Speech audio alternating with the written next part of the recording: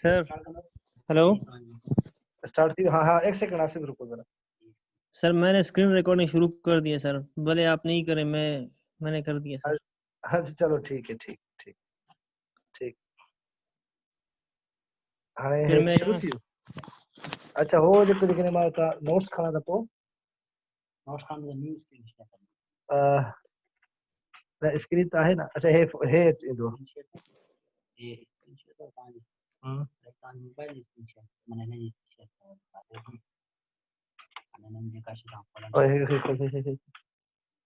अली जबरा, अली जबरा। है किताब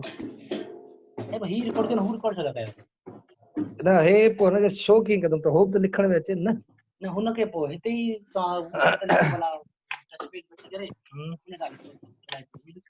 चलो ठीक ठीक है। अच्छा अच्छा, चले चले ओके। बिस्मिल्लाह रहमान। सारे आ गए हैं? जी सर। हाँ, कोई रहता तो नहीं है? मेक श्योर करें। एक रहता है सर, ख्वाजा साहब। ख्वाजा ख्वाजा साहब, साहब उसने उसने रिक्वेस्ट भेजी है मुझे, नहीं? अरे क्या हो गया? ख्वाजा साहब ने रिक्वेस्ट भेजी थी। सर पता नहीं सर। मेरे ख्याल से आई नहीं उसकी ना, आती तो मैं कर लेता। 7 पार्टिसिपेंट है, 2 तो मैं हूँ और 5 आप हो, यानी कि मेरे एक सिस्टम भी है और मेरा एक मोबाइल भी है।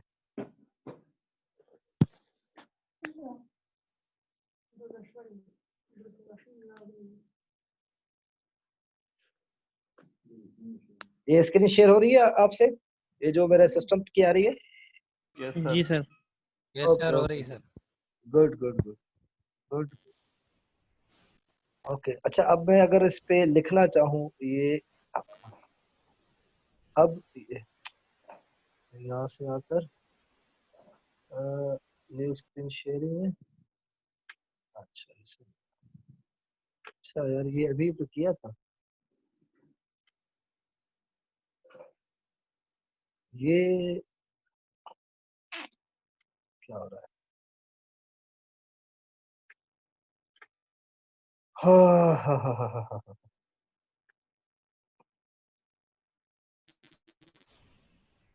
सागर आ रहा है। अच्छा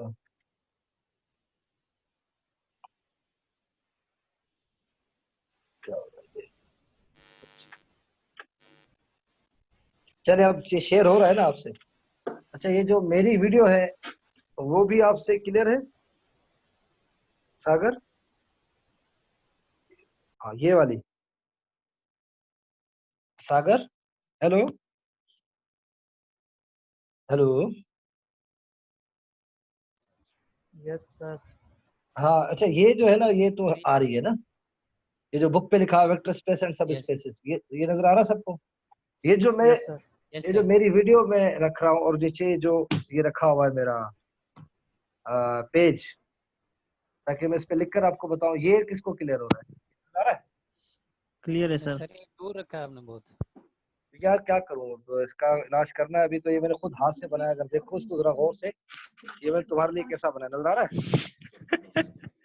ठीक है, ये मैंने हाथ से जुगाड़ किया है ना। और जबरदस्त फिर सही बनाया है सर। सर। कहाँ गया ये, कहाँ गया ये हाथ से बनाया? अरे यार ये कहाँ गया? अच्छा, ये रहा। अब ठीक है। सही है सर, सही है। ओके ओके, अब देखो वेक्टर स्पेस क्या होता है। आपने सुना होगा वेक्टर के बारे में। Yes sir. वेक्टर के बारे में सुना है ना? वेक्टर के बारे में क्या आपके जानते हो आप वेक्टर के बारे में? सर वो जिसको लेंथ और मैग्नीट्यूड हो, यानी कोई डायरेक्शन और मैग्नीट्यूड हो, उसको वेक्टर चलो बोलते ये ठीक है, जिसमें मैग्नीट्यूड हो, डायरेक्शन हो। लेकिन अब कहते हैं स्पेस, ये कुछ और चीज है। वेक्टर स्पेस जो है ये कोई और चीज है। एक सेकंड जरा होल्ड। अच्छा ये स्क्रीन मेरे ख्याल रिकॉर्डिंग पे लगी हुई है ना? परवेज ये रिकॉर्डिंग पर है ना? है ना यार? हे वरी या शे यार ऑन कर, बस टॉपिक रिसीवर तो है ना। आणि हे हे शे हे हे व्हिडिओ बनावली थे हुआ मुझे जे का हे अच्छे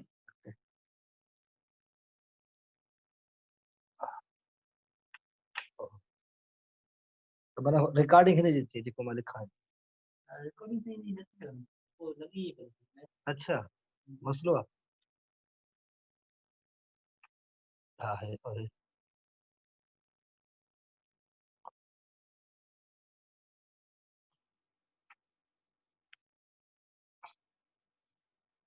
थाना ठीक है ना ओके अब देखिए ये पेज सही पड़ा हुआ है ठीक है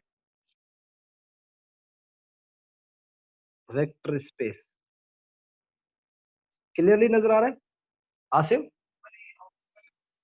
यस सर थोड़े बड़े लिखे हैं वे मैंने मार्कर यूज कर रहा हूँ आप ही के लिए वरना पेन यूज करता है वेक्टर स्पेस लिखा है मैंने एंड आई होप कि ये क्लियर नजर आ रहा है आपको यस सर क्लियर है ओके ओके गुड अब जरा देखो सिंपल सी बात है आपके पास अगर मैं कहूँ एक वेक्टर है ए जो कि बराबर है आई के that's X Y Z plane में जो आप देखते हैं ना आई जे के जस्ट आई लिखा हुआ है अगर मैं इसको प्लॉट करता हूँ ये वेक्टर कौन सा होगा ये सर वेक्टर वाई होगा एक्सिस पे होगा हाँ आई अलोंग एक्स एक्सिस ठीक है अच्छा ये अलग हुआ है ठीक है ना yes, sir. ये टेढ़ी तो नहीं है स्क्रीन स्क्रीन सीधी नजर आ रही है ना सही है सर सही है ओके ओके ओके ये एक्सिस तो ये आई जो है वो अलोंग क्या है एक्स एक्सिस है तो ये एक स्पेशल माने कि एक मखसूस पर्टिकुलर वेक्टर है ठीक है लेकिन अगर मैं कहता हूँ आपका वेक्टर जो है वो है आई प्लस जे तो आप देखिए वो वेक्टर क्या होगा 1 1 that's I plus J this is a particular vector screen Hari of बात हो समझ गई में सर हाँ स्क्रीन स्क्रीन बंद हो ऑफ रही है होगा कैसे अभी बंद हो सही रही है है अभी सही मेरे पास हाँ चलो वो नेट का कनेक्टिविटी का इशू हो गया होगा अच्छा अच्छा ठीक ठीक है तो ये भी एक मखसूस वेक्टर है ठीक है लेकिन जब मैं अगर कहूँ आपके वेक्टर जो है वो है अल्फा टाइम्स आई कोई वेक्टर है से यू अल्फा टाइम्स अब अल्फा जो है वो बिलोंग करता है रियल नंबर से अब बात ये है कि अगर मैं देखूं on to the X axis और ये आपके वाई एक्सिस अगर अल्फा जीरो होगा तो ये यू वेक्टर क्या होगा जीरो वेक्टर अगर अल्फा जीरो है ये वेक्टर जीरो होगा अगर अल्फा वन है तो आपके जीरो पास वेक्टर ये हो वेक्टर आ जाएगा जाएगा ठीक है ना अगर अल्फा टू है तो आपको ये मिलेगा अल्फा थ्री है तो ये आ जाएगा अच्छा अल्फा रियल नंबर है तो 1 2 3 तो नहीं ना that should be can be a 0.5 0.25 0.35 positive side पे ना जीरो एंड पॉजिटिव लेकिन अल्फा रियल से बिलोंग कर रहा है नेगेटिव भी हो सकता है ना -1 तो ये वेक्टर होगा ठीक है -2 तो ये वेक्टर होगा स्टार्टिंग फ्रॉम ओरिजिन ऑलवेज -3 तो ये होगा -4 होगा तो ये होगा ठीक है और -0.1 -0.2 -0.5 -1 पॉइंट समथिंग माइनस वो आप करने के 10 लाख ठीक है ना तो मुझे बताओ कि कोई ऐसा वेक्टर होगा जो एक्स एक्सिस को कवर नहीं कर रहा होगा या एक्सिस में कहीं पे ब्रेक आ रहा होगा कहीं पे गैप आ रहा होगा ऐसा मुमकिन है नो सर आसिफ और क्या नाम है देखे ना अब रियल वैल्यू है ना आपकी हर एक पॉइंट के कोरस्पॉन्डिंग आपके पास वेक्टर आएगा हर पॉइंट के कोरस्पॉन्डिंग और अगर मैं कहूँ कि ये वेक्टर है लेकिन मैं इसको वेक्टर के हिसाब से देख रहा हूँ मैं जिसके एंड पॉइंट को देख रहा हूँ जस्ट आखिर का वैल्यू क्या आ रही है ना ये यानी कि कहाँ पर ये पॉइंट आएगा अगर मैं वेक्टर नहीं कह रहा हूँ मैं इसको जस्ट पॉइंट करूँ तो मुझे ये बताओ कि अल्फा की रियल वैल्यू से उसका ताल्लुक है हर एक रेल वैल्यू के ऊपर आपके पास एक पॉइंट आएगा इस रेल लाइन के ऊपर ठीक है ना तो इसकी पूरी ये लाइन जो है वो फिलअप हो जाएगी कोई ऐसा इसका पॉइंट नहीं होगा जहां पर कोई वेक्टर ना हो जहां पर कोई पॉइंट फिलअप ना हो when alpha belongs to real number that's a very important thing ठीक है जब आपके पास अल्फा जो है ये रियल नंबर से बिलोंग करता है तो ये एक्चुअली ये पूरी एक स्पेस है ये वन डायमेंशनल स्पेस है और उसके हर पॉइंट पर के करस्पॉन्डिंग आपका वेक्टर बना और ये पूरी स्पेस फिल्ड है are you getting my point Asim और क्या कहते हैं इसका तुम्हारा क्या नाम है गुलाम सर्वर है और एक नाम से फासी वगैरह सब लोग सुन रहे हो ना मेरी बात सागर यस सर ये आवाज ये सागर बात क्लियर हो रही है ये जो मैं बताना चाह रहा हूँ कि स्पेस ऐसी स्पेस जिसका हर पॉइंट फिल हो जाए बाय करस्पॉन्डिंग उसके हर पॉइंट करस्पॉन्डिंग आपको एक वेक्टर मिल जाए ये किसका माइक खुला हुआ है पीछे से? फैमिली की आवाज आ रही है। हाँ अब ठीक है। तो अपना क्या नाम है तुम्हारा? सागर, सागर आवाज आ रही है मेरी? Hello hello. सर वो नहीं है सर, सागर बीच में ऑफलाइन से हो गया गया। सर। अच्छा सागर ऑफलाइन है तो वाजिद जी सर ये जी। बात क्लियर हो रही है? Yes one sir. डायमेंशन के अंदर। Okay okay. नाउ सिमिलरली अगर मैं आपके पास कहूं कि एक मेरे पास है एक्स वाई प्लेन, क्लियर, और इन जनरल आपके पास वेक्टर है से यू कह दें alpha i plus beta J for all alpha beta जो है वो बिलोंग करते हैं रियल वैल्यूज से, ठीक है। अब अगर मैं बीटा को एब्सेंट कर दूं, जीरो कर दूं, तो ये तो जीरो जो हो जाएगा, अल्फा ये पूरी एक्स एक्सिस कवर कर लेगा। अरे बात समझे? अगर बीटा को अगर मैं कहूं फॉर एग्जांपल कि इफ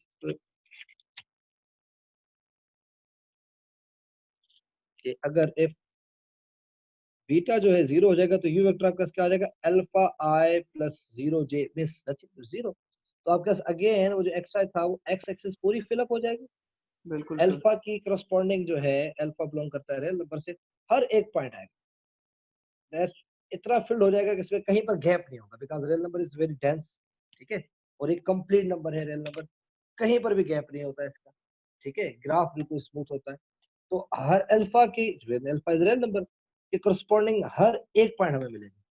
सेकेंडली अगर मैं कह दूं कि इफ अगर आपके पास अल्फा जीरो हो और बीटा आपके पास जो है वो बिलोंग कर रहा है रियल नंबर से, जिसके अंदर बहुत सारी पॉसिबिलिटीज है, तो आपके पास वेक्टर जो आएगा जीरो आई प्लस बीटा जे।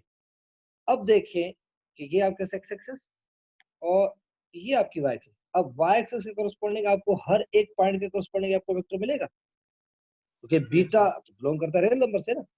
तो आप कोई भी पॉइंट चूज करेंगे उसको करस्पॉन्डिंग आपके पास एक वेक्टर आ जाएगा, तो ये पूरी वाई एक्सिस फिल हो जाएगी बाय वेक्टर वेर आपका अल्फा जीरो है और बीटा आपका नॉन यानी कि रियल नंबर है।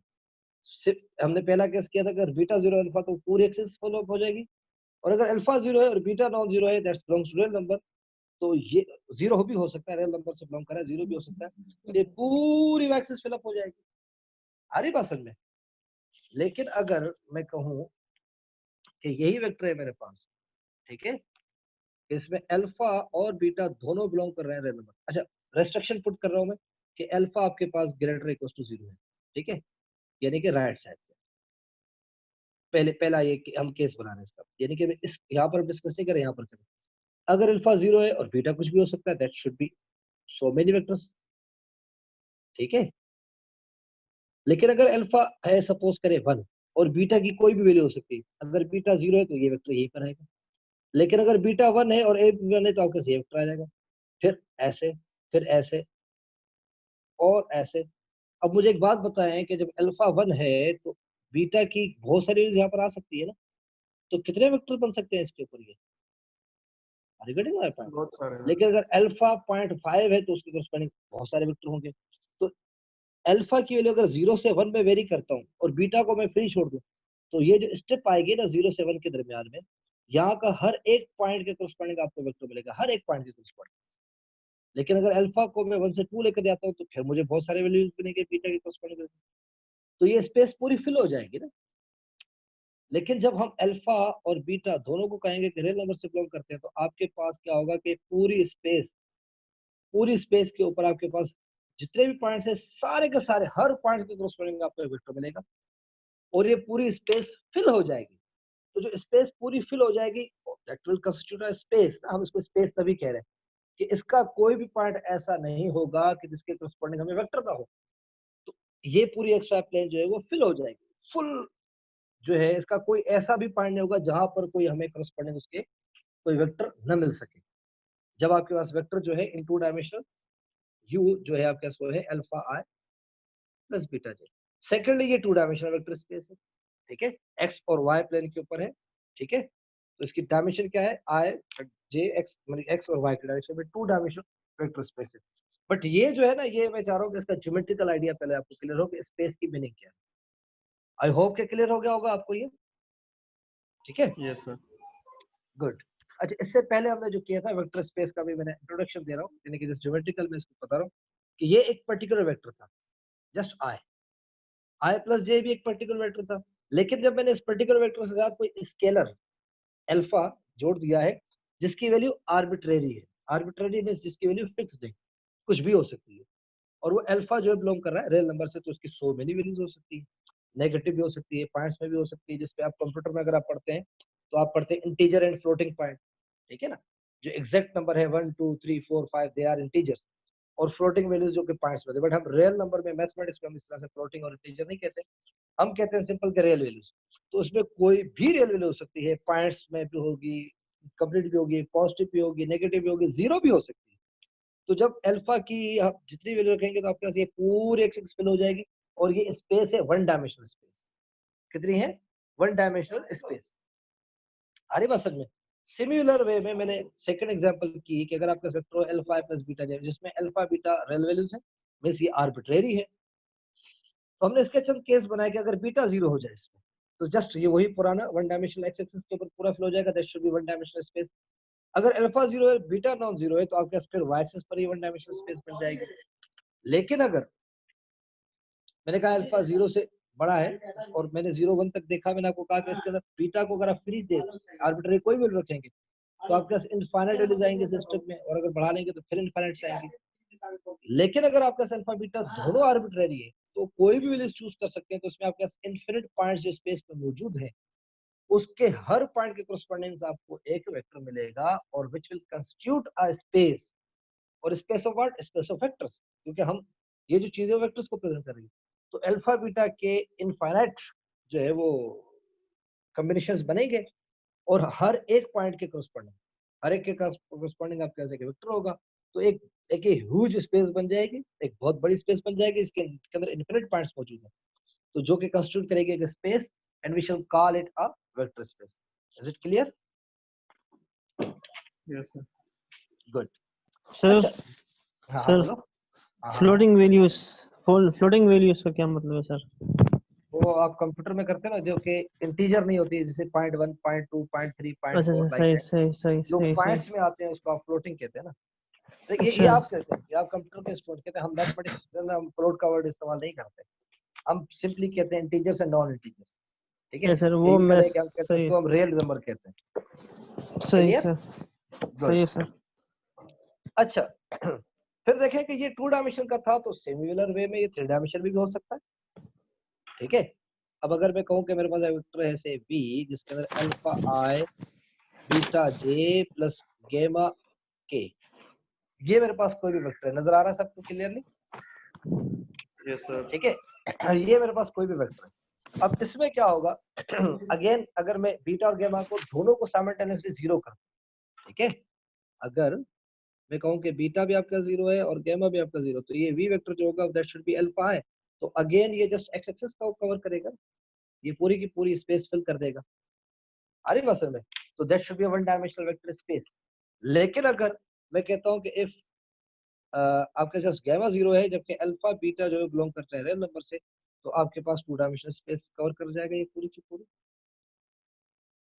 आ रही बात समझ में? हर एक पॉइंट के करस्पॉन्डिंग आपको कोई ना कोई वेक्टर मिलेगा, और ये पूरी की पूरी स्पेस फिल्ड हो जाएगी विद वेक्टर्स, और फिर ये हो जाएगी 2 डायमेंशनल स्पेस।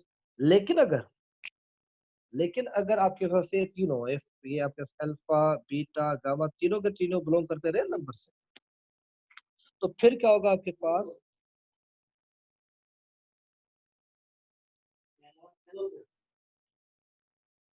फिर आपके पास क्या होगा कि करस्पॉन्डिंग ईच एक्सिस, यानी कि each coordinate x alpha beta gamma, अगर मैं तीनों के लिए रखूं 0, तो आपके पास ओरिजिन रहेगा, that should be a vector, 0 vector इसको आप कहते हैं, नल वेक्टर भी कहते हैं कुछ, ठीक है? लेकिन अगर मैं अल्फा के लिए रखूं, दोनों की 0 रखूं, तो ये आ जाएगा। क्योंकि पॉसिबिलिटी है ना, रियल नंबर में कोई वैल्यू 0 भी हो सकती है, नेगेटिव भी हो सकती है, पॉजिटिव भी हो सकती है, पॉइंट्स में इंटीजर्स में नॉन नेगेटिव इंटीजर्स कुछ भी हो सकती है। तो अब ये स्पेस पूरी की पूरी जो है ना, वो 3 डायमेंशनल स्पेस फिल हो जाएगी corresponding to each point. Alpha beta gamma की कॉम्बिनेशन इतनी ज्यादा होगी, इनफिनिट वैल्यू जाएगी, बट ये जो है वो एग्जिस्ट करेंगे in space, 3 dimensional space. Her point के करस्पॉन्डिंग आपको कोई ना कोई वेक्टर मिलेगा। से सपोज अगर मैं कहता हूँ कि मेरे पास वेक्टर है से 1 से i plus j plus k, it's a particular vector जब हम अल्फा बीटा गामा की वैल्यू 1 1 रखेंगे। तो अगर मैं इसका प्लॉट देखूं तो किस तरह से आएगा कि ये x y पे 1 एंड देन हाइट 1, तो ये तो वेक्टर आपका ये आएगा, नजर आ रहा है? वेक्टर आपका ये होगा that should be i plus j plus k and this one, ये वेक्टर जो होगा आपके पास। क्लियर है बात? तो स्पेस में आपके पास इनफिनिट वेक्टर्स होंगे और ये 3 डायमेंशन होंगे, क्योंकि 3 डायमेंशन स्पेस को कवर करेंगे जब आपके पास एक कंपोनेंट जो है वो alpha i beta j gamma के तीनों इंडिपेंडेंट और तीनों arbitrary. Are you getting my point? I hope कि क्लियर हो गया होगा। इसमें कोई इशू नहीं है। No, sir. Good good. अब जो हम टर्न कर रहे हैं ना, इसमें बहुत इंपॉर्टेंट जो चीज है ना, अब आपको पता है कि स्ट्रेट लाइन जैसे जहाज है, एज्यूम करते हैं कि एक प्लेन है और वो स्पेस में मूव कर रहा है, ये प्लेन है, ठीक है, और ये प्लेन जो है वो मूव कर रहा है स्पेस के अंदर, तो और स्पेस के अंदर एक खास पाथ फॉलो कर रहा है जो कि एक स्ट्रेट लाइन है। लेकिन जो स्ट्रेट लाइन है वो है तो 1 डायमेंशन, क्लियर दैट।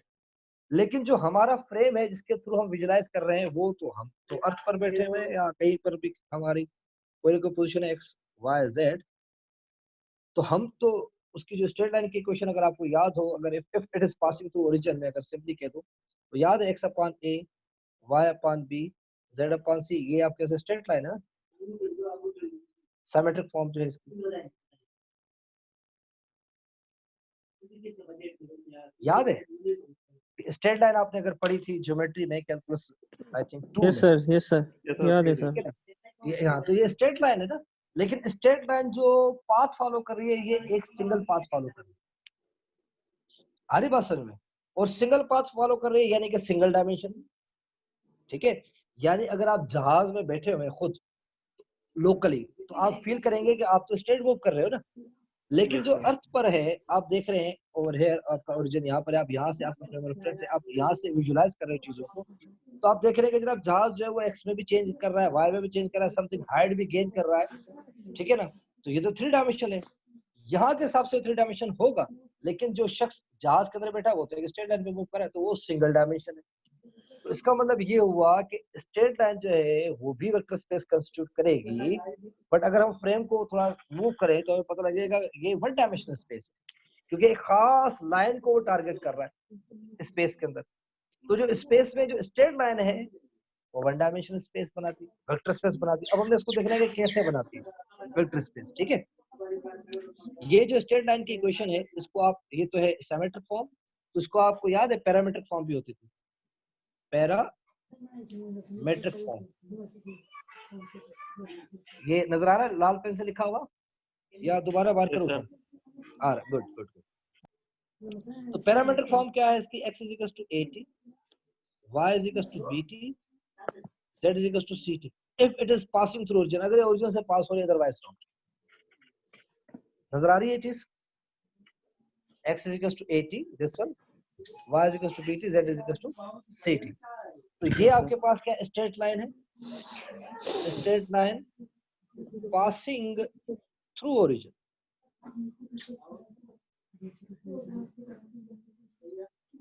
ठीक। Okay, sir. अब बात क्या है कि हम चाह रहे हैं कि हम इसको वेक्टर में प्रेजेंट करें।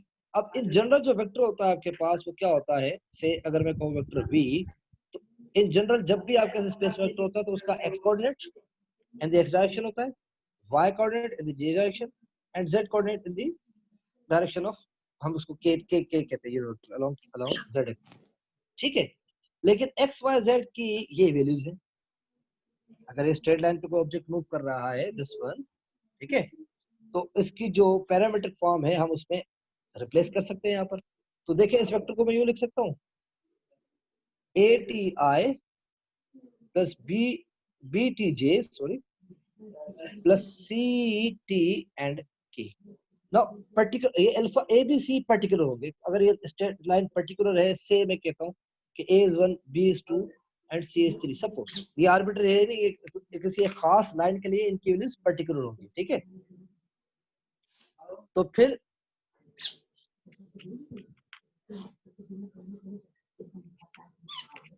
ये जो वेक्टर होगा वो क्या बन जाएगा, I T 2t j 3t k। More precisely मैं कहूँ उसको i plus 2j plus 3k that's t। अब देखिए ये खास एक वेक्टर है, अरे बस में। और अगर मैं स्पेस में इसका ग्राफ बनाऊं, दैट्स x 1 2 सॉरी and 3 1 2 ये खास वेक्टर आ रहा है आपके पास v। बट v जो है ये जो वेक्टर है ये आ रहा है दिस, इसको मैं कह दूं ये वेक्टर है, सपोज करें u i plus 2j plus 3k। तो ये जो v वेक्टर आपके पास बन गया वो बन गया आपके पास u टाइम्स t। अरे क्वेश्चन में अब देखिए अगर t की वैल्यू 0 होगी तो आपके पास ये वेक्टर आ जाएगा 0, अगर t की वैल्यू 1 होगी तो आपके पास ये वेक्टर आएगा u, लेकिन अगर t की वैल्यू 2 होगी तो ये डबल हो जाएगा, ठीक है। और अगर u की वैल्यू t की वैल्यू 3 होगी तो ये ट्रिपल हो जाएगा। पॉइंट्स पे भी हो सकती है तो यहाँ पर भी वेक्टर्स आ सकते हैं, लेकिन अगर t की वैल्यू नेगेटिव होगी तो इसके करस्पॉन्डिंग ये जो बैक जा रहा है तो ऐसे आ जाएगा। तो एक स्ट्रेट लाइन पूरी की पूरी फिल हो जाएगी स्पेस की, लेकिन आपके इंडिपेंडेंट जो है वो क्या है, ये t है, that's t belongs to random, जो कि पैरामीटर था इसका स्ट्रेट लाइन का। ये बैक एंड पे किसी की आवाज आ रही है, फैमिली की आवाज आ रही है, शायद न जाने बच्चों की आवाज आ रही है, किसी का खुला हुआ था अब बंद हो गया। तो अब ये मैं गुलाम सर आपसे पूछना चाह रहा हूँ, बात समझ में आ रही है कि 3 डायमेंशनल स्पेस के अंदर हमारे पास स्ट्रेट लाइन थी, लेकिन हमने उसकी डायमेंशन चेक की है, गेटिंग माय पॉइंट, कि ये है वेक्टर स्पेस। तो वेक्टर स्पेस कितनी डायमेंशन की, only 1 dimension, because straight line in space एक डायमेंशन में मूव करता है, ठीक है। तो हाँ, तो ये गुलाम सरवर बात समझ में आ रही है? हेलो गुलाम सरवर, यस सर। हाँ बात समझ में आ गई सारी, कि जो वेक्टर sir. स्पेस है, स्ट्रेट लाइन जो वेक्टर स्पेस है वो आपके पास क्या है कि वो है, तो वेक्टर स्पेस यानी कि 3 डायमेंशनल स्पेस के अंदर हम उसका यानी कि एक्स वाई जेड कोऑर्डिनेट में हम उसकी इक्वेशन मालूम करते हैं, लेकिन चूंकि जेड यानी कि स्ट्रेट लाइन 3 डायमेंशनल स्पेस में खुद लोकली 1 डायमेंशन, तो जब उसको वेक्टर स्पेस के साथ देखते हैं तो हम देखते हैं यू एक पर्टिकुलर वेक्टर आ गया और टी एक आर्बिट्ररी आ रहा है। तो जब एक आर्बिट्ररी आ रहा है इट्स मीन कि इसकी एक ही डायमेंशन है, और इंडीड इसकी एक ही डायमेंशन होती है। क्लियर है ये बात? एक और एग्जांपल हम करते हैं, एक और हम एग्जांपल करते हैं वेक्टर स्पेस के हवाले से। अब देखिए आपने देखा है प्लेन, प्लेन अगर ओरिजिन से पास होता है तो उसकी क्वेश्चन क्या होती है, से मैं उसका नॉर्मल वेक्टर पर्टिकुलर ले रहा हूँ, से 1 से i plus 2j plus 3k से फॉर एग्जांपल कोई भी हम नॉर्मल वेक्टर, और अगर ये ओरिजिन से पास हो रहा है तो अगर आपको याद आए कि नॉर्मल की क्वेश्चन क्या, प्लेन की क्वेश्चन क्या होती थी, इसका कोएफिशिएंट 1 है, that 1 time x 2 times y and 3 times z। Origin से पास हो रहा है तो that will be equal to 0। याद आ रही है ये प्लेन की equation, that's the equation of plane.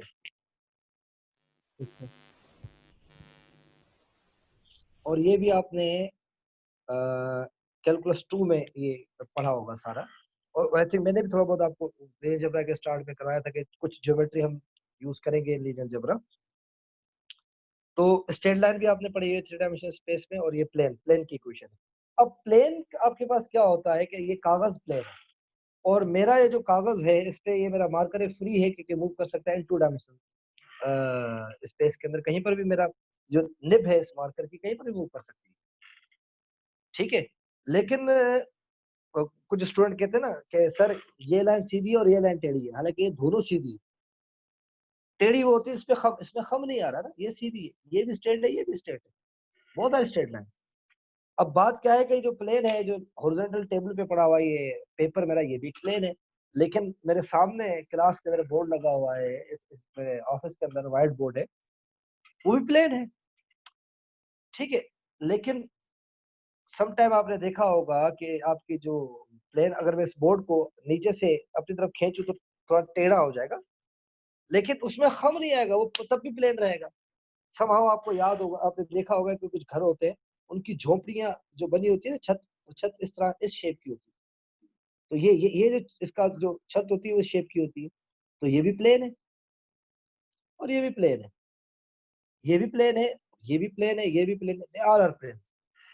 छतें देखी ना आपने कुछ झोपड़ियों की, स्पेशली रशियन जो घर बनते हैं उनकी छत कभी भी जो है वो हॉरिजॉन्टल सरफेस के पैरेलल नहीं होती, वो इस शेप में होती है, दिस वन, इस शेप में।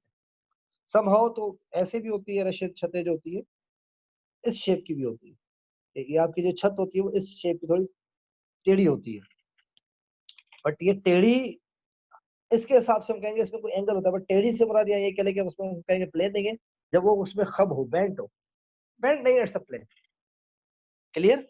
तो ये जो प्लेन है ये parallel to the extra plane, not necessary के एक्स्ट्रा प्लेन के पैरेलल हो या किसी खास जो आपके पास कोऑर्डिनेट के प्लेन है उसके पैरेलल, कहीं पर भी ये प्लेन हो सकता है। लेकिन जब भी कोई प्लेन आएगा it's mean within the plane you can move in two dimensional space. अब हमें ये प्रूव करना है कि इस प्लेन का हर एक पॉइंट या इसके प्लेन के ऊपर अगर हम वेक्टर स्पेस जनरेट करें तो वो 2 डायमेंशनल स्पेस होगी। Is it clear? तो अब अगर आप देख सकते हैं तो इसको जरा देखें कि क्या मैं इसको जो है वो यूं लिख सकता हूँ कि आपके पास जो है that was x is equal to -2y - 3z, इस तरह से हो सकती है। अब x की वैल्यू जो है वो y और z के थ्रू मिलेगी, बट लेट आई एज्यूम कि आपके पास y जो है वो है बीटा एंड z जो है वो है आपके पास गामा। एज्यूम ठीक है। तो फिर आपके पास x जो है वो बन जाएगा, नजर आ रहा है सबको, x हमारे पास क्या हो जाएगा -2 beta -3 gamma. Are you getting my point? और इन जनरल हमारे पास पोजीशन वेक्टर मैंने आपसे पहले कह दिया से v आपके पास पोजीशन वेक्टर क्या होता है xi plus yj plus zk। ठीक है। तो ये जो वेक्टर आपके पास आएगा x तो हमें पता नहीं है, x हमें इन टर्म्स ऑफ yz ये ना -2 beta -3 gamma, -2 beta -3 gamma in the direction of i। फिर प्लस ये जो y है हमने वो लिया था बीटा j, और जो z हमने लिया था दैट वाज गामा लिया था हमने, और that's in the direction of k। Is it clear? अब देखिए मैं अगर इसको आई जे के फॉर्म में अगर मैं वेक्टर लिखना चाहूँ तो ये आपके पास क्या आएगा, पहले मैं बीटा का कहूँ -2 बीटा आई प्लस बीटा जे प्लस 0 टाइम्स के इन टर्म्स ऑफ बीटा अगर मैं ले रहा हूँ साथ, फिर गेमा -3 गेमा आई प्लस 0 जे एंड प्लस गेमा टाइम्स के। तो यू कैन सी कि इस वेक्टर को मैं यहाँ से देखिए बीटा ओवरऑल होल में से कॉमन है। ठीक है। तो मैं अगर बीटा को कॉमन लेता हूँ तो ये आपके पास बन जाएगा -2 आई प्लस जे प्लस 0 टाइम्स के टाइम्स बीटा, और फिर प्लस ये -3 आई प्लस 0 जे प्लस के टाइम्स गेमा। अब ये देख रहे हैं आप, ये एक पर्टिकुलर वेक्टर आ गया जिसका मैंने आपको स्टार्ट में बताया कि पर्टिकुलर वेक्टर क्या होता है। These two are particular vector. नजर आ रहे हैं? -2 आई प्लस जे एक पर्टिकुलर वेक्टर है जो कि एक्स वाई प्लेन के ऊपर आ रहा है, और जो आ रहा है -3 आई प्लस 0 जे प्लस के, तो ये एक्स जेड प्लेन पर आ रहा है। ये दो पर्टिकुलर वेक्टर आ रहे हैं जैसे हमने स्टार्ट में किया था। जो एग्जांपल मैंने आपको बताई थी स्टार्ट में, इस वन, यस, एक्स वाई की प्लेन की। तो एक्स की एक vector x along x axis होगा करस्पॉन्डिंग टू द अल्फा, और एक होगा अलोंग वाई ये। तो इनके डिफरेंट कॉम्बिनेशन से इन्फिनिट पॉइंट्स आ रहे हैं, वो सारे के सारे इसी प्लेन में लाया कर रहे हैं। नाउ इंस्टेड ऑफ आई जे हमारे पास जो ये दो वेक्टर आ गए हैं, दिस वन, एक ये और एक ये। और अगर मैं कहूँ कि ये आपके पास है u टाइम्स बीटा, बिकॉज ये आपके वेक्टर है u, और इसको मैं कह दूँ w टाइम्स गामा। इसमें u क्या है आपके पास, u आपके पास आ गया -2 आई प्लस जे प्लस 0 के, एंड w जो है वो आ गया -3 आई प्लस 0 जे प्लस के। अब देख रहे हैं कि ये जो बीटा गामा जो है ये आर्बिट्रेरी है और कितने हैं, 2 है। ये दोनों तो पर्टिकुलर मखसूस वेक्टर है, इंस्टेड ऑफ आई जे हमारे पास ये यू डब्ल्यू आ गया। तो अब यू डब्ल्यू तो पर्टिकुलर रहेंगे, खास रहेंगे, लेकिन अननोन क्या है, आर्बिट्ररी क्या है, बीटा एंड गामा 2। ये बीटा और गामा जो दो आर्बिट्ररी है, तो इनकी हर एक के करस्पॉन्डिंग आपके पास एक नई वैल्यू आएगी, यानी कि corresponding to beta and corresponding to gamma. और ये 2 है तो इसका मतलब ये दोनों के दोनों इसकी डायमेंशन जो है वो 2 है। अब ये प्लेन जो था वो स्पेस में था, लेकिन ये प्लेन जो है ज्योमेट्रिकली हमें नजर आया कि it's a 2 dimensional vector space. ठीक है, बात समझ में आ रही है? ये ज्योमेट्रिकल हमें बता रहा है कि आपके पास जो प्लेन है, plane is a 2 dimensional vector space. क्योंकि करस्पॉन्डिंग टू आपके पास जो है इस वेक्टर स्पेस में दो आर्बिट्ररी आ रहे हैं आपके पास। बात समझ में आ रही है सागर? मुश्किल बात तो नहीं है? नहीं सर, आ रही है सर। Good good good. अब ये जितना हमने अब तक हमने किया है ना, ये सारा का सारा क्या है? ये सारा का सारा है हमारे पास, ये सारा का सारा हमारे पास जो है ये है इसका ज्योमेट्रिकल थॉट, ठीक है ना? ज्योमेट्रिकल व्यू के वेक्टर स्पेस होता क्या है, ठीक है ना? तो हमने पहले एग्जांपल की थी सिंगल डायमेंशन, थोड़ा सा इसको थोड़ा बैक पे इसको रिकैप्चुलेट कर लो। पहले हमने कहा कि x axis is a single dimensional space जो कि वेक्टर स्पेस बनाता है, ठीक है? फिर हमने कहा एक्स वाई प्लेन, ये टू डायमेंशन है, प्लेन है, टू डायमेंशन है because corresponding to each vector, जैसे अल्फा प्लस बीटा, ये आपके दो आर्बिट्ररी थे तो बहुत सारे वेक्टर आपके पास आ सकते हैं, they all will be embedded into the X Y plane, ठीक है? फिर हमने स्पेस का जरा आइडिया लिया और फिर हमने कहा कि कुछ ऐसे आपके पास ज्योमेट्रिकल शेप्स होते हैं जो कि एक्स वाई जेड पे तो नॉर्मल है, सिंपल है, बेसिक है। अब जैसे स्ट्रेट लाइन इन स्पेस, अगर कोई भी ऑब्जेक्ट स्ट्रेट लाइन के ऊपर है तो वो तो एक सिंगल डायरेक्शन में मूव कर रहा है ना। जैसे मैंने आपसे कहा था कि आप प्लेन में बैठे, जहाज में बैठे स्पेस के अंदर, तो जो जहाज अगर एक पाथ फॉलो कर रहा है स्ट्रेट लाइन का, तो आप तो एक सिंगल डायरेक्शन में जा रहे हैं ना, बाकी पूरा स्पेस तो कवर नहीं कर रहे, तो आपकी डायमेंशन सिंगल होनी चाहिए। तो मैथमेटिकली डायमेंशन को क्या कहते हैं, अंडरस्टैंड करने के लिए या उसको उसको हमें समझने के लिए हमें क्या देखना पड़ता है मैथमेटिकली, कि उसके करस्पॉन्डिंग अगर एक आर्बिट्ररी कांस्टेंट है तो एक डायमेंशन, और अगर दो आर्बिट्ररी कांस्टेंट है तो टू डायमेंशन। तो हमने देखा कि स्पेस में अगर प्लेन है तो उसकी करस्पॉन्डिंग आपके पास दो आपके पास आर्बिट्ररी कांस्टेंट आ रहे हैं। जब दो आर्बिट्ररी कांस्टेंट आ रहे हैं इट्स मीन के प्लेन आपके पास टू डायमेंशन। क्लियर? अब एक सिंपल सी बात है, उससे उससे पहले जरा आपने ध्यान देना। अच्छा, इसमें कौन कौन है? मेरे ख्याल से आसिम है, वाजिद है, सरवर है और सागर है। वो नहीं है आपका सीआर आपका जो था क्लास में, क्या नाम था? साध? तो साथ जी सर नहीं है वो सर। नहीं? अच्छा, वो पिछली क्लास में भी नहीं था ना। चलो कोई बात नहीं, कोई सर बात नहीं, ये आखिर में रिकॉर्डिंग आया हो रही है, ये रिकॉर्डिंग हो रही है तो ये इसको दे देना ताकि वो उसको समझ लेगा इंशाल्लाह। अच्छा, मुझे एक बात बताओ कि आपने बड़ी सिंपल सी बात पढ़ी हुई है कि किसी भी नेचुरल नंबर है ना आपके पास, क्या होते हो, 1 2 3 एंड सो ऑन। अब किसी भी दो नेचुरल नंबर को आप ऐड करेंगे, अगेन आपको क्या मिलेगा? आपको अगेन मिलेगा नेचुरल नंबर मिलेगा। जी सर। कोई भी दो नेचुरल नंबर उठाए, आप उसको ऐड करें, again you will gate the same natural number, ठीक है ना? और अगर आप किसी भी नंबर को किसी नेचुरल नंबर से मल्टीप्लाई कर देंगे, अच्छा वो नंबर भी नेचुरल होना चाहिए, किसी भी दो नेचुरल नंबर को आप मल्टीप्लाई कर देंगे, again you will have a natural number, ठीक है? ये बड़ी सिंपल सी सादी सी बात है।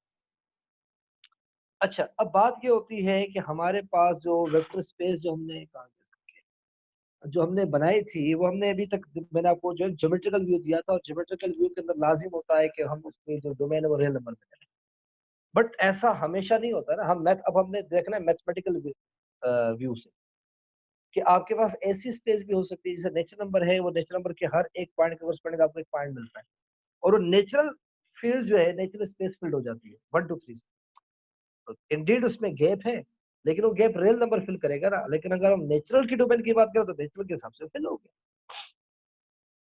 तो हमारे पास होता क्या है, हमारे पास हम कहते हैं कि वेक्टर फील्ड से V is a set of vectors, this V capital V, नजर आ रहा है सबको? हेलो,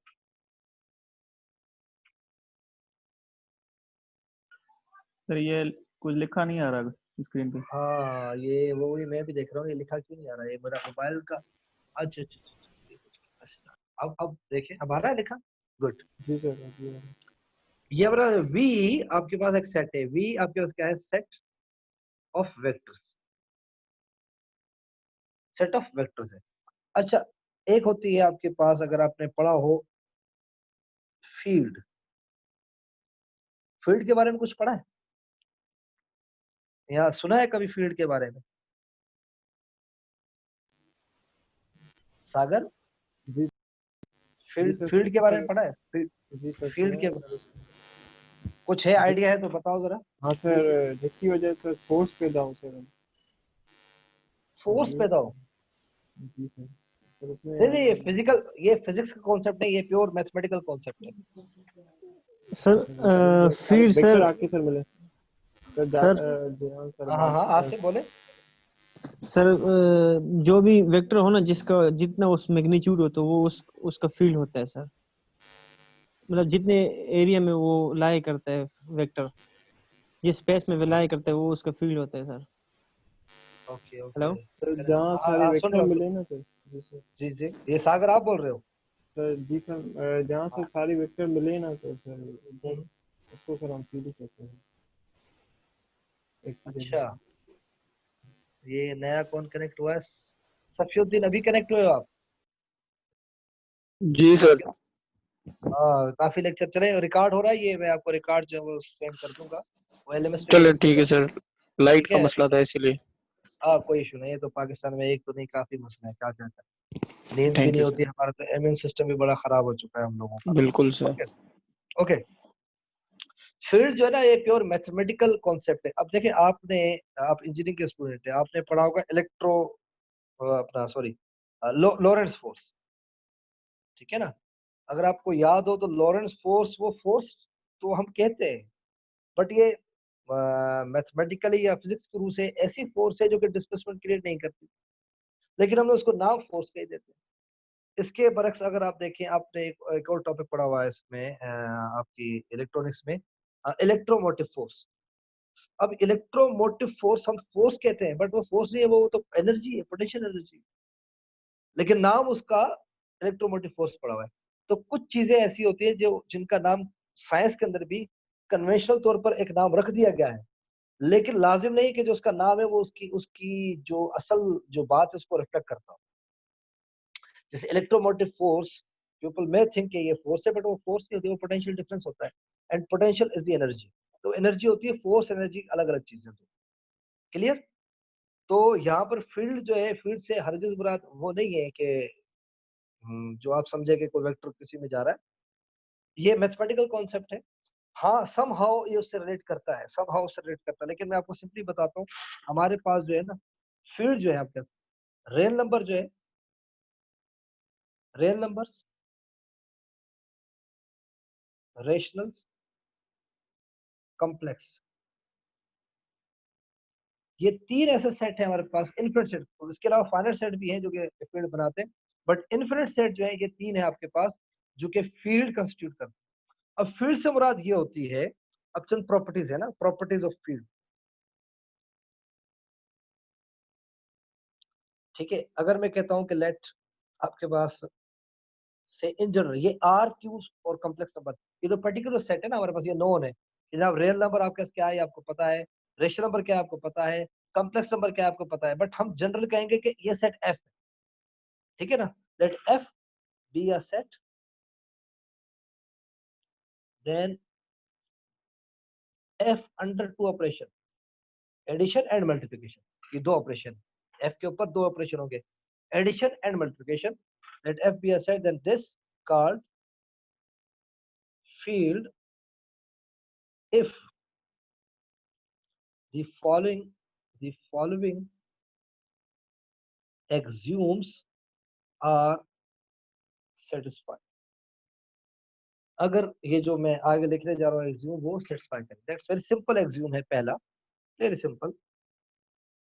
देखिए अब इसको ना देखिए, अब सिंपल अपने दिमाग से सोचें कि मैंने आपसे पहले कह दिया कि आपके पास जो है ना तीन है जो कि फील्ड बनाती है, real number, rational number and complex number. अब सिंपल सी बात है, आप कोई भी रियल नंबर उठाएं से पर्टिकुलरली, आप उस रियल नंबर को रियल नंबर से ऐड करते हो तो क्या आएगा? रियली है। संकेत रियली रियली आएगा। हाँ that's very obvious, that's very obvious, that's very obvious. अब पहली प्रॉपर्टी है, इसको हम कहते हैं क्लोजर प्रॉपर्टी। अच्छा ये सारे जो है ना, इसको मैं कहता हूँ ये A1, A1 से बुला दे एडिशन, ये पहले अंडर एडिशन की इसकी प्रॉपर्टी है। ठीक है, तो पहली क्लोजर प्रॉपर्टी वो कहता है for all A B belongs to F, it implies, implies mean suggest होता है, ठीक है, इट इम्प्लाइज दैट कि ए प्लस बी वो भी एफ से बिलोंग करना चाहिए। दैट्स वेरी ऑब्वियस, इसमें कोई भी इशू नहीं है। That's first property. Second property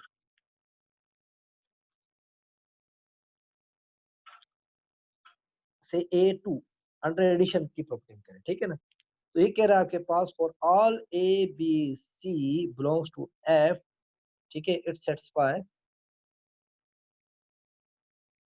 कि अगर मैं ए को प्लस करूं बी प्लस सी के साथ। अच्छा, ये बड़ी इंपॉर्टेंट चीज है, मैं आपको भी बताता हूँ। A plus B and then plus C, ये कुछ नहीं बताती, इसको कहते हैं एसोसिएटिव प्रॉपर्टी, इसका नाम है एसोसिएटिव प्रॉपर्टी। देखिए, जब भी आपके पास 3 नंबर है और आपने उन तीनों को ऐड करना है, तो कभी भी आप तीनों को डायरेक्टली ऐड नहीं कर सकते। डेफिनेटली पहले आपने किसी दो को ऐड करना है, जो उसका रिजल्ट आएगा उसको तीसरे के साथ ऐड करना है, ठीक है। तो इसमें क्या है कि अगर आप ए को बाद में ऐड करें, पहले बी और सी को ऐड करें, दोबारा फिर ए के साथ करें, या पहले ए और बी को करें फिर सी के साथ करें, वो दोनों रिजल्ट हमेशा बराबर आएंगे अंडर एडिशन। और ये बड़ी ऑब्वियस सी बात है, लेकिन अंडर सब्ट्रैक्शन और डिवीजन में ये चीज एग्जिस्ट नहीं करती। तो ये सेकंड प्रॉपर्टी है कि अगर कोई फील्ड, अगर यानी कि फील्ड की मैं प्रॉपर्टीज लिख रहा हूँ, तो second property which is very obvious कि किसी भी 3 नंबर को अगर हमने ऐड करना है तो पहले किसी दो को ऐड करना पड़ेगा, फिर तीसरे को ऐड करना, तीनों को एक साथ हम डायरेक्टली ऐड नहीं कर सकते। तो अगर हम उसके डिफरेंट कॉम्बिनेशन लेंगे but we shall get the same result, तो इट्स मीन कि एसोसिएटिव प्रॉपर्टीज को सेटिस्फाई कर रहा है। Number 3 under addition, third property, ये कहता है, इसको हम कहते हैं एग्जिस्टेंस ऑफ आइडेंटिटी। उसको मैंने पहले लिखा था associative property existence of identity under addition.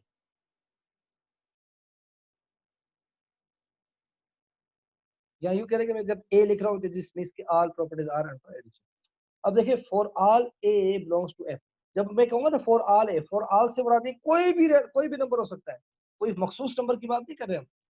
F आपके पास एक बहुत बड़ा सेट है, इनफिनिट वैल्यूज भी हो सकती है, फाइनाइट भी हो सकती है, उसका कोई भी मेंबर उठाए, जो मर्जी आप चाहे उठा लें, लेकिन अगर मैं उस नंबर को किससे ऐड करूं कि दोबारा वही नंबर आ जाए।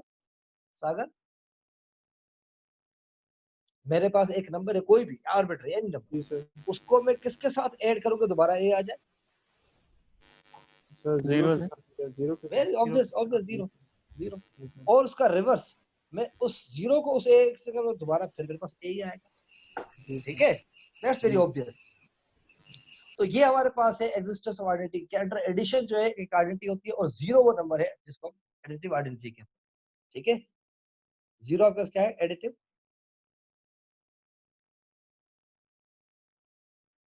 अभी हम बात कर रहे हैं फील्ड के ऊपर, ठीक है, ये मैथमेटिकल कॉन्सेप्ट है। और वेक्टर स्पेस चूंकि फील्ड पे डिफाइन होती है तो पहले फील्ड के बारे में पता होना चाहिए, ठीक है। फिर अंडर एडिशन में ही आपके पास चौथी प्रॉपर्टी, ठीक है, वो है एग्जिस्टेंस ऑफ इनवर्स, ठीक है ना, एग्जिस्टेंस ऑफ इनवर्स। अब देखें, वेरी सिंपल है कि for all a belongs to F, तो मैं ए को मैं किसके साथ ऐड करूं कि मुझे जीरो मिल जाए, बताओ। माइनस ए के साथ सर। माइनस ए के साथ, तो इसका मतलब ये है कि ए है एफ में, तो फिर माइनस ए भी एफ में होना चाहिए, ठीक है।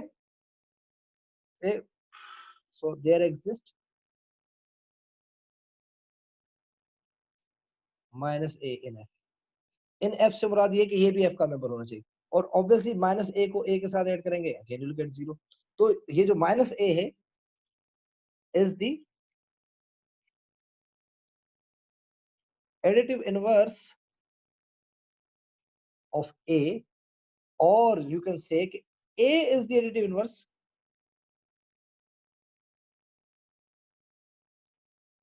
inverse of minus A. जब माइनस ए का एडिटिव इनवर्स ए है तो a जो है वो माइनस ए का एडिटिव इनवर्स है, एक दूसरे के एडिटिव इनवर्स है। अब आपको पता है रियल नंबर में 3 है तो -3 भी एग्जिस्ट करता है, -4 है तो +4 भी एग्जिस्ट करता है, -0.5 है तो +0.5 भी एग्जिस्ट करता है ना, हरी बात सर में। अच्छा, नेचुरल नंबर जब देखें, ये जो प्रॉपर्टी मैंने चौथी प्रॉपर्टी पर आ गया हूं, तो ये प्रॉपर्टी जो थर्ड प्रॉपर्टी है वो नेचर में एग्जिस्ट नहीं करती, बिकॉज वहां पे जीरो नहीं होता, क्योंकि जो जीरो है वो भी आपके पास ये जीरो, ये भी आपके लाजमी तौर पे एफ के अंदर ही होना चाहिए, ये लाजिम है। ऐसा नहीं कि जीरो तो है, हमें पता है जीरो से ऐड करेंगे तो होगा, लेकिन जीरो का भी एफ के अंदर होना बहुत जरूरी है। यानी कि एग्जिस्टेंस ऑफ आइडेंटिटी, एग्जिस्ट करेगा आइडेंटिटी कहाँ, सेट एफ में ही मौजूद होगा, क्लियर। और कोई भी नंबर आप लेंगे उसका एडिटिव इनवर्स भी होना चाहिए, वो भी इसी सेट के अंदर होना चाहिए। ये होगी इसकी चौथी property. Now fifth property, first property that's very simple, very simple, that's called commutative property. वो कहता है कि for all A B belongs to F, कोई से भी दो एनी आर्बिट्ररी टू जो एफ उस सेट एफ में होंगे, तो देन वी हैव, अगर मैं ए को बी से ऐड करूं और बी को एड से ऐड करूं तो दोनों का रिजल्ट क्या आएगा? अगर जब भी कभी मैं किसी एक खास नंबर ए को सेम बी ही से ऐड आएगा, करूं, हाँ सेम सेम आएगा आएगा सर। सेम आएगा, दैट्स वेरी ऑब्वियस। और बट ये सेम आएगा, इसको हमने एक नाम दे दिया कम्यूटेटिव प्रॉपर्टी, कि अंडर एडिशन हम कोई भी दो नंबर को ऐड करेंगे we shall get the same number. Is it clear? तो ये अंडर एडिशन प्रॉपर्टीज खत्म हुई। अब हम क्या करेंगे, अंडर मल्टीप्लिकेशन से m1 से मल्टीप्लिकेशन के अंदर पहली प्रॉपर्टी अगेन सेम वही वो ये सारी प्रॉपर्टीज रिपीट होंगी, बट अब ये सारी की सारी प्रॉपर्टी अंडर मल्टीप्लिकेशन होंगी। क्लोजर प्रॉपर्टी ये कहता है आपके पास for all A B belongs to F, then A under under A multiply by B जो करेंगे जो भी रिजल्ट आएगा इसका वो अगेन एफ में होना चाहिए। और दैट्स वेरी ऑब्वियस कि हम जब भी कभी दो रियल नंबर को उठाएं या कोई रेशनल नंबर को उठाएं या दो कॉम्प्लेक्स नंबर को उठाएं, हम अगर उनको मल्टीप्लाई करेंगे अगेन दोबारा वही नंबर आएगा। तो अगर ऐसा हो रहा है तो ये फील्ड की प्रॉपर्टी सेटिस्फाई हो रही है। और याद रखें कि इन ये जो हम प्रॉपर्टीज लिस्ट करते जा रहे हैं 5-6वीं प्रॉपर्टी हो गई है, ये सारी प्रॉपर्टीज को सेटिस्फाई होना जरूरी है। अगर नहीं होगी तो वो फिर फील्ड नहीं होगी, यानी कि जिस सेट पर ये प्रॉपर्टीज सेटिस्फाई नहीं होंगी, दो they are very obvious properties, ठीक है, नाम दे दिया गया है ना इनको, और ऑब्वियस चीजों को ही नाम दिया जाता है और उन्हीं से एक बड़ा स्ट्रक्चर बनता है, ठीक है, क्लियर इज दैट? ये मल्टीप्लिकेशन की पहली property. Now under multiplication second property, वही जो हमने उसी लिस्ट के मुताबिक जो हमने पहले किया था ना, हमने जो सेकंड अंडर एडिशन जो सेकंड प्रॉपर्टी की थी वो एसोसिएटिव, अब अगेन एसोसिएटिव प्रॉपर्टी होगी बट अंडर मल्टीप्लिकेशन, ठीक है।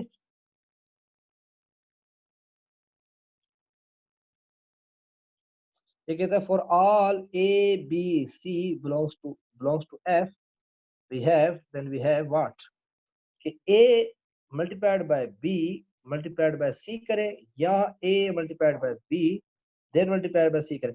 अगेन हम तीन नंबरों को मल्टीप्लाई करेंगे तो हम डायरेक्टली तीनों को मल्टीप्लाई नहीं कर सकते, हमने पहले किसी दो को मल्टीप्लाई करके उस रिजल्ट को तीसरे के साथ मल्टीप्लाई करना, तो ही पॉसिबल इन सबकी मल्टीप्लिकेशन। तो तीनों को कभी डायरेक्टली हम कभी भी नंबर को मल्टीप्लाई नहीं कर सकते, तो यही एसोसिएटिव प्रॉपर्टी थी अंडर एडिशन में। Now same associative property under multiplication. आई होप कि क्लियर है ये बात, ठीक है, इसमें कोई इशू नहीं। तो फिर इसके बाद है third property under addition under multiplication, और वो है एग्जिस्टेंस ऑफ आइडेंटिटी।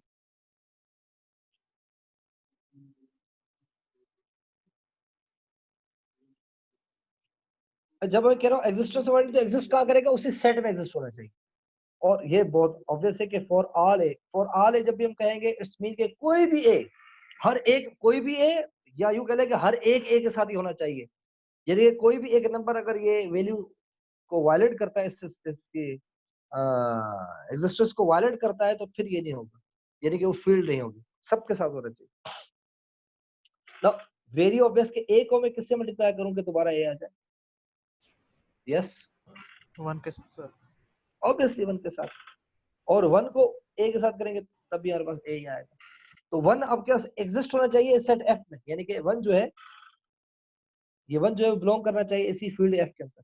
तो जो 1 है हमारे पास, इसको हम कहते हैं multiplicative identity, multiplicative identity.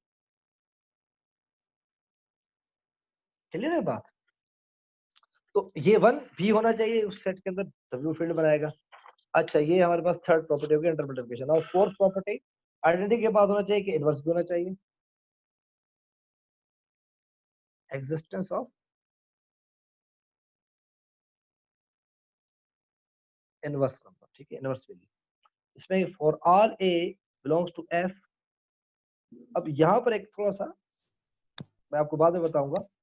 Simply मैं कहूंगा ए कोई भी नंबर है, ठीक है, कोई भी नंबर है, तो मैं उसको किससे मल्टीप्लाई करूं कि मेरे पास 1 आ जाए?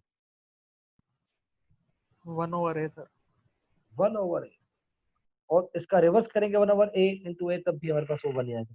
लेकिन देखो कहीं पर फेल हो रही है ये प्रॉपर्टी, यानी कि कोई ऐसा नंबर है जिसपे ये होल्ड ना करती हो। ए तो हम जनरल कह रहे हैं कोई भी नंबर हो सकता है फील्ड का, बट क्या कोई ऐसा नंबर है जहां पर ये एग्जिस्ट ना करती हो? मैं रियल नंबर, पर्टिकुलर मैं रियल नंबर के अंदर आया था, क्या कोई ऐसी रियल वैल्यू है जहां पर ये चीज होल्ड ना करती हो? Sir 1/-a। नहीं, उस पर होल्ड करती है। 1/-a इज -1, ठीक है ना? कोई और नंबर है जिसपे एग्जिस्ट नहीं करती? अगर मैं 0 रखूं, 1/0 क्या होता है? Infinity, undefined. तो 0 into undefined that will remain undefined, ठीक है ना? तो एग्जिस्टेंस इनवर्स होता है कि for all a belongs to f except 0। ये यूं यहां पर भी कह सकते हैं for all a belongs to this provided a is not equals to 0, non zero के ऊपर। तो यानी कि फील्ड के अंदर ये जो इनवर्स एग्जिस्ट करेगा, 0 के अलावा सबका करेगा। तो हमने इसकी प्रॉपर्टी के अंदर ही लिख दिया है कि हम 0 को डिस्कस नहीं करेंगे, हम 0 के अलावा बाकी सब हर एक नंबर का इनवर्स होना चाहिए एक्सेप्ट 0। क्लियर होगी बात? वहां पर एडिशन में ऐसा नहीं था। एडिशन में कोई भी नंबर होगा उसकी डेफिनेटली उसका इनवर्स एग्जिस्ट करेगा। 0 का इनवर्स 0 खुद है, 0 - 0 विल बी 0। ना भी करो उसकी कोई हैसियत नहीं, क्योंकि वो कोई ट्रबल क्रिएट नहीं करता वहां पे 0। बट यहाँ पर 0 ट्रबल क्रिएट करता है बिकॉज 1/0 इज अनडिफाइंड। क्लियर? तो यहाँ पर क्या है कि हमने 0 को एक्सक्लूड करना है कि 0 के अलावा बाकी हर एक नंबर का, जो भी फील्ड का नंबर होगा, हर एक नंबर का आपके पास इनवर्स, मल्टीप्लिकेटिव इनवर्स एग्जिस्ट करना चाहिए, एग्जिस्टेंस ऑफ इनवर्स। और जो मैं m लिख रहा हूँ, m फॉर मल्टीप्लिकेशन, और यहाँ पर मैंने ऑपरेशन भी मल्टीप्लिकेशन का यूज किया। क्लियर है? इसके बाद आएगी fifth property, under multiplication, that's commutative property.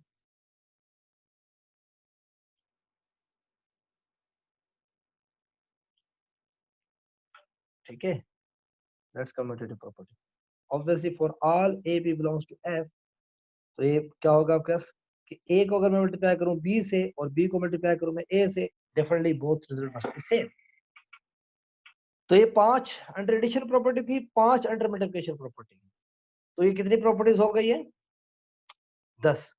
तो 10 प्रॉपर्टीज जो है वो तो होल्ड कर रही है। अब बात ये कि इन 10 की 10 प्रॉपर्टी में हमने कहीं पर भी ऐसी प्रॉपर्टी नहीं देखी कि जो दोनों ऑपरेशन को कनेक्ट कर सके। ये एडिशन पूरी की पूरी 5 प्रॉपर्टी सेपरेट थी, मल्टीप्लिकेशन की पूरी 5 जो थी ये आपके पास प्रॉपर्टीज, वो सारी की सारी सेपरेट थी। नाउ एक प्रॉपर्टी होती है that's called distribution property, distributive property. मैं कोई एक कर लेता हूँ, लेफ्ट और राइट होती है, left distributive property.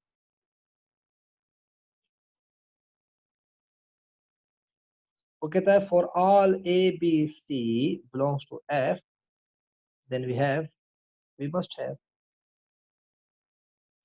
what? a dot b plus c बराबर होगा a dot b plus a dot c। Dot stand for multiplication, ठीक है? तो आप चाहें तो मल्टीप्लिकेशन का साइन लगा सकते हैं कि अगर किसी भी दो नंबर को आप ऐड करें और फिर किसी तीसरे नंबर के साथ मल्टीप्लाई करें, या उन दोनों को पीसेस में आप मल्टीप्लाई करके बाद में ऐड करें, you will gate the same result. अब ये हो गई टोटल 11 प्रॉपर्टी, ठीक है? ये भी इसको आप कर लें am1 कर लें, एंड एडिशन मल्टीप्लिकेशन की मिक्स प्रॉपर्टी है, ठीक है ना? लेफ्ट डिस्ट्रीब्यूटिव प्रॉपर्टी, लाजमी नहीं कि दोनों, राइट डिस्ट्रीब्यूटिव भी होती है, अगर ए लेफ्ट से के बजाय राइट से मल्टीप्लाई करें तब भी रिजल्ट सेम है।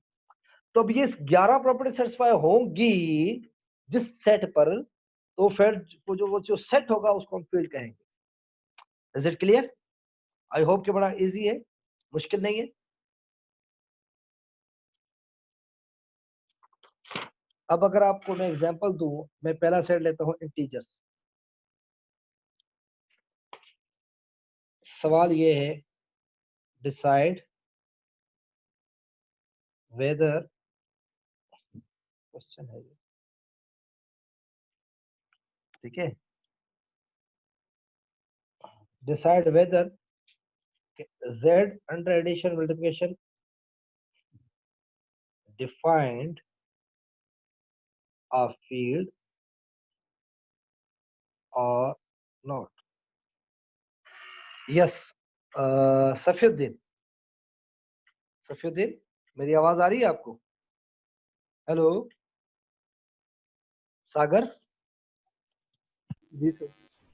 हाँ आवाज आ रही है मुझे। ये सवाल मैंने किया आप सबसे जी जी कि डिसाइड वेदर के सेट z फॉर, आपको पता है z का आपका क्या है? सेट z है सेट ऑफ इंटीजर्स। तो सवाल ये है कि z ऑफ इंटीजर जो है वो फील्ड बनाएगा, ये 10 की 10 प्रॉपर्टी सेटिस्फाई करेगा कि नहीं? अगर करेगा तो ये फील्ड है, अगर नहीं करेगा तो फील्ड नहीं है। जी तो सर, आपका क्या ख्याल है, ये करेगा? सर सर करना तो चाहिए sir. Good good good good, करना तो चाहिए। सर कहाँ कहीं कहीं ऐसी प्रॉपर्टी जहाँ पे आपको लगता है कि फेल हो रही है?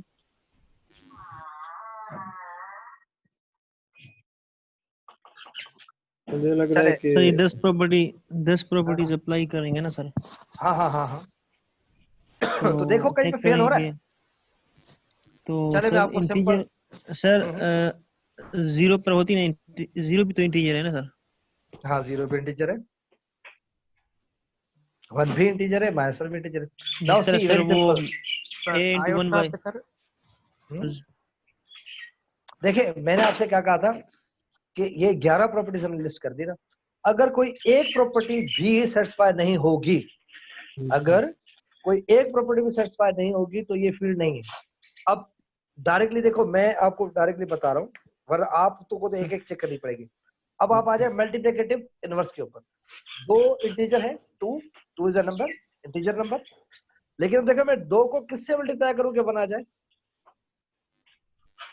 मैं टू को सागर किससे मल्टीप्लाई करूं कि वन आ जाए? Multiply 1/2 sir.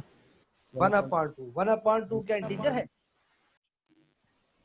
नहीं सर वो तो इंटीजर नहीं है सर, रेशनल नंबर है। वो तो रेशनल नंबर है, वो इंटीजर नहीं। इसका मतलब है कि आपके पास ये जो है इंटीजर, सेट ऑफ इंटीजर, ये फील्ड कंस्टिट्यूट नहीं करता। ठीक है ना? तो हम मैंने तो ये कहा था कि डिसाइड वेदर ये डिफाइन अ फील्ड और नॉट। तो आंसर क्या है इसका? नो। आंसर है नो, बिग नो। अच्छा नो जब आप कभी भी कहीं पर देते हैं नो, तो आपको रीजन देना पड़ता है ना। तो रीजन वेरी सिंपल है ना। अभी मैंने आपसे कहा कि सिंस टू बिलोंग करता है इंटीजर्स पे, और कोई भी आप इंटीजर ले लें, कोई भी आप इंटीजर ले लें, टू क्या वन, थ्री ले लें, फोर ले लें, एनी इंटीजर, ठीक है ना, एक्सेप्ट जीरो। और वन पे हो रहा है ये, लेकिन जीरो पे तो होता नहीं है। वन पे का inverse one upon one one ही होता है।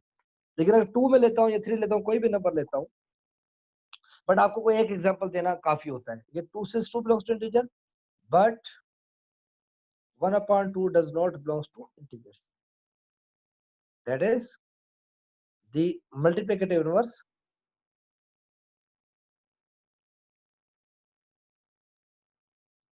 Inverse of 2 does not exist। अच्छा ये लॉजिक की लैंग्वेज के अंदर क्या होता है कि अगर आप कोई एक भी एग्जांपल प्रोड्यूस कर देते हैं ना उसके उस पूरी प्रॉपर्टी के खिलाफ, कि ये एक खास एग्जांपल एक चीज सेटिस्फाई नहीं हो रही है, तो वो फिर इसका मतलब वो सारी की सारी फेल हो जाती है, and that is called counter example. तो एक काउंटर एग्जांपल काफी होती है उस पूरे को नेगेट करने के लिए। तो आपके पास ये जो है इंटीजर जो है वो फील्ड नहीं बनाता। तो याद रखें, जो फील्ड जो है मैंने आपको पहले कह दिया कि रियल नंबर, एडिशन, मल्टीप्लिकेशन, ये आपका फील्ड डिफाइन करती है।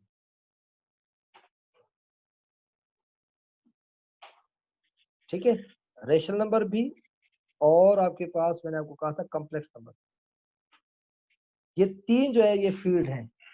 इनफिनिट बाकी फाइनाइट सेट्स हैं आपके पास, वो उसमें भी कुछ है जो कि हम निकालते हैं, वो फिर हमें पे प्योर मैथमेटिक्स में जाना पड़ेगा। लेकिन आप चूंकि आपने अप्लाई करना है, तो आपने इन तीन की फील्ड के ऊपर डिस्कस करना है, किसी और के ऊपर नहीं डिस्कस करना। आई होप कि फील्ड आपको समझ में आ गई, क्लियर है, मुश्किल नहीं है, बड़ी आसान सी चीज है। ठीक है, गुड।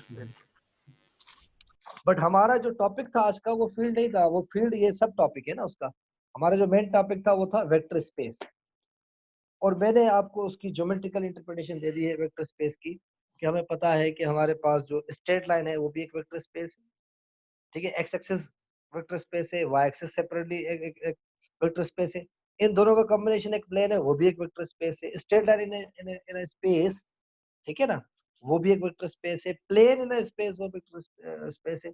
लेकिन ये चंद एग्जांपल है, लेकिन यही नहीं, और बहुत सारे ऐसी चीजें हैं जो कि आपके पास वेक्टर स्पेस बनाती है। इवन जो आपने सॉल्यूशन किए थे नॉन ट्रिवियल सॉल्यूशन, अगर आपको याद हो, सागर याद है नॉन ट्रिवियल सॉल्यूशन हमने जो किए थे सिस्टम ऑफ इक्वेशंस के, याद है आपको? सागर जी जी सर वो याद है नॉन ट्रिवियल ये सॉल्यूशन जो आते थे, जी सर यस, तो वो भी वेक्टर स्पेस बनाते हैं।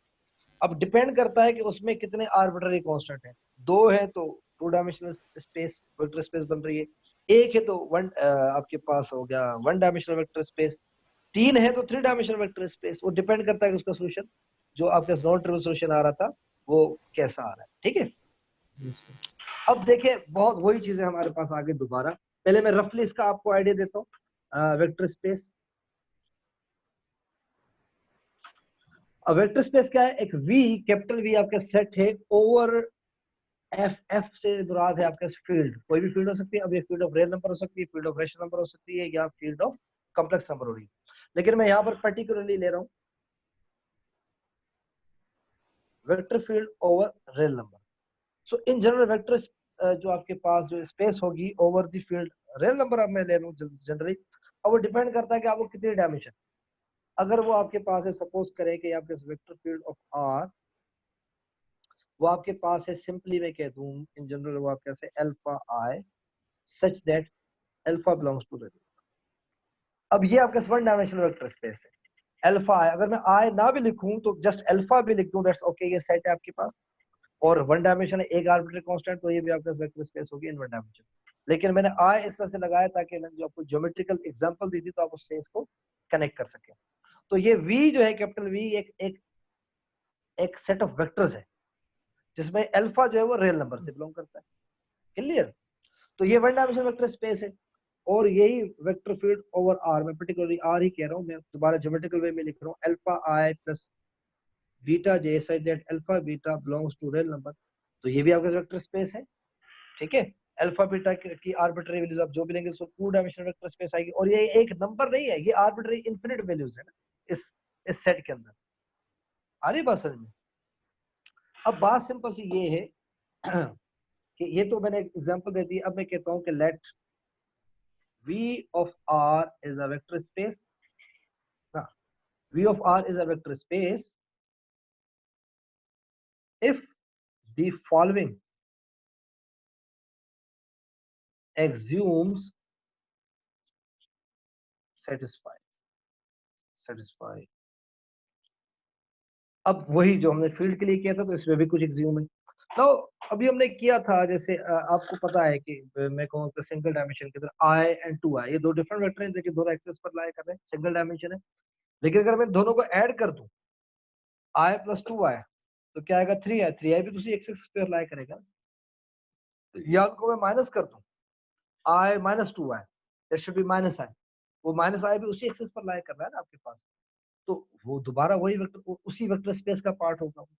ठीक है, तो इसकी जो पहली प्रॉपर्टी है वो ये कहती है फॉर ऑल यूवी, ये यूवी आपके पास कोई ना कोई वेक्टर्स हैं, ठीक है, वो बिलोंग कर रहे हैं वी ऑफ आर यानी कि vector field over R, then u plus v जो आपके पास होगा वो भी बिलोंग करेगा उसी vector field capital set V over the field R, वो भी दोबारा उसी के अंदर होना चाहिए। That's first property. I hope कि इसमें कोई इशू नहीं। सागर, मेरी आवाज पहुंच रही है आप सबको? जी जी सर हाँ हाँ, बिल्कुल खामोश रहते हैं ना, और मेरी बात चल रही होती है मैं समझता शायद गायब हो। नहीं सर नहीं ठीक सर, है, आ हाँ रही है आ रही है। हाँ, नहीं थोड़ा सा लुकमा जरूरी होता है ताकि मैं भी समझूं कि आप अटेंटिव हैं कि नहीं। Clear? That's the first property. ठीक है, सेकंड देखें, अगर मैं प्रॉपर्टी थोड़ी आगे पीछे कर दूंगा इशू नहीं, बट प्रॉपर्टी को समझना जरूरी है। अगर मैं कहूँगा आपके पास ए एक कोई स्केलर है, इट्स मीन कि वो रियल नंबर से बिलोंग करता है। ठीक है, और आपके पास u जो है वेक्टर है वो बिलोंग कर रहा है vector field over the set over the field r। तो अगर मैं a को u से मल्टीप्लाई कर दूं तो क्या होना चाहिए, यानी कि आप किसी वेक्टर को किसी स्केलर से मल्टीप्लाई करते हैं तो क्या रिजल्ट आता है?